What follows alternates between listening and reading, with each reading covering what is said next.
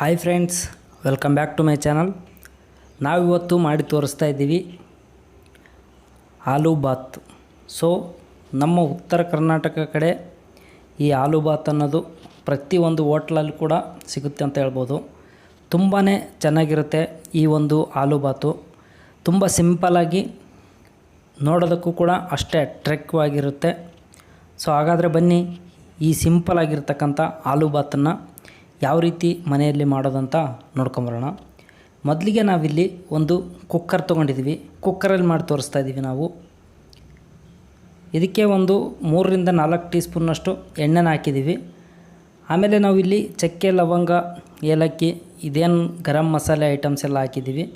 ಆಮೇಲೆ ಒಂದೆರಡು ಪಲಾವ್ ಎಲೆನ ಇದಕ್ಕೆ ಆ್ಯಡ್ ಮಾಡಿದ್ದೀವಿ. ಸೊ ಇದಿಷ್ಟನ್ನು ಹಾಕಿಬಿಟ್ಟು ಇದೊಂದು ಸ್ವಲ್ಪ ಫ್ರೈ ಆಗ್ತಾ ಇದ್ದಂಗೆ ನಾವಿದಕ್ಕೆ ಇವಾಗ ಈ ರೀತಿ ಉದ್ದುದ್ದ ಕಟ್ ಮಾಡಿರ್ತಕ್ಕಂಥ ಒಂದು 3-4 ಹಸಿಮೆಣಸಿನ್ಕಾಯಿನ ಸೇರಿಸಿದ್ದೀವಿ. ಆಮೇಲೆ ಒಂದು ಗಡ್ಡೆ ಈರುಳ್ಳಿನ ಸೇರಿಸಿದ್ದೀವಿ. ಆಮೇಲೆ ಒಂದು ಅರ್ಧ ಇಂಚಿನಷ್ಟು ಹಸಿ ಶುಂಠಿ, 2-3 ಬೆಳ್ಳುಳ್ಳಿನ ತುರಿದ್ಬಿಟ್ಟು ಇದಕ್ಕೆ ಆ್ಯಡ್ ಮಾಡಿದ್ದೀವಿ.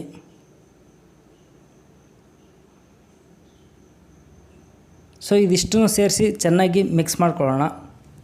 ಈರುಳ್ಳಿ ಒಂದು ಸ್ವಲ್ಪ ಹೊತ್ತು ಫ್ರೈ ಆಗಬೇಕು. ಒಂದು ಸ್ವಲ್ಪ ಕಲರ್ ಚೇಂಜ್ ಆಗೋವರೆಗೂ ನಾವು ಫ್ರೈ ಮಾಡಿದಾದಮೇಲೆ ಇವಾಗ ಇದಕ್ಕೆ ಬೇಕಾಗಿರ್ತಕ್ಕಂಥ ಮೇನ್ ಇಂಗ್ರೀಡಿಯೆಂಟ್ಸು ಆಲೂಗಡ್ಡೆನ ಇವಾಗ ಸೇರಿಸಿದ್ದೀವಿ. ಚೆನ್ನಾಗಿ ಕಟ್ ಮಾಡ್ಕೊಂಡಿದ್ದೀವಿ, ಸಿಪ್ಪೆನ ತೆಗೆದುಬಿಟ್ಟು.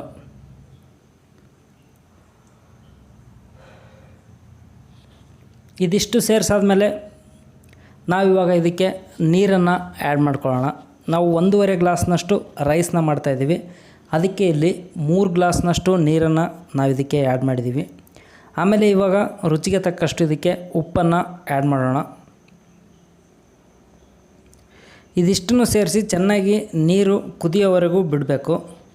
ನೀರು ಕುದೀತಾ ಇರಬೇಕಾದ್ರೆ ಆವಾಗ ನಾವು ಇದಕ್ಕೆ ರೈಸನ್ನು ಆ್ಯಡ್ ಮಾಡ್ಕೊತಾ ಇದ್ವಿ. ನಾವೇನು ರೈಸ್ ಒಂದು 5-10 ನಿಮಿಷದವರೆಗೂ ನೀರಲ್ಲಿ ನೆನೆ ಇಟ್ಕೊಂಡಿದ್ವಿ.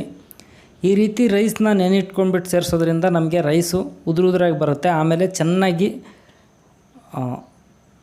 ಕುದಿಯುತ್ತೆ.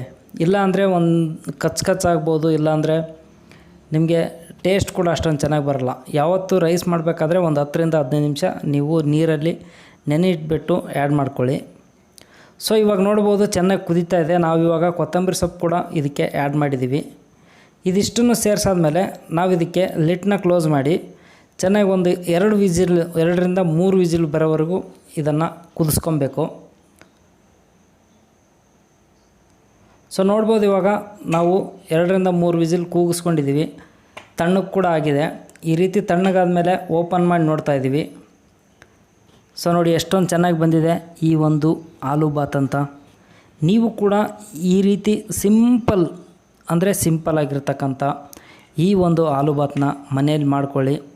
ತುಂಬಾ ರುಚಿಯಾಗಿರುತ್ತೆ ಈ ಒಂದು ಆಲೂ ಬಾತು. ನೀವು ಮನೆಯಲ್ಲಿ ಮಾಡಿ ಇದಕ್ಕೆ ಯಾವುದ್ರಲ್ಲಾದರೂ ಮೊಸರಲ್ಲಿ ಅಥವಾ ನೀವು ಸಾಂಬಾರಲ್ಲಿ ಯಾವುದ್ರಲ್ಲಾದರೂ ತಿನ್ಬೋದು. ತುಂಬ ಚೆನ್ನಾಗಿರುತ್ತೆ. ಬೆಳಗ್ಗೆ ಟಿಫನ್ಗೆ, ಮಧ್ಯಾಹ್ನ ಊಟಕ್ಕೆ ನೀವು ಯಾವಾಗ ಬೇಕಾದರೂ ಇದನ್ನು ಮಾಡ್ಕೊಬೋದು. ಕಡಿಮೆ ಟೈಮಲ್ಲಿ, ತುಂಬ ಕಡಿಮೆ ಇಂಗ್ರೀಡಿಯೆಂಟ್ಸಲ್ಲಿ. ನೋಡಿದ್ರಲ್ಲ ಎಷ್ಟೊಂದು ಚೆನ್ನಾಗಿ ಬಂದಿದೆ ಈ ಒಂದು ಆಲೂ ಬಾತ್ ಅಂತ.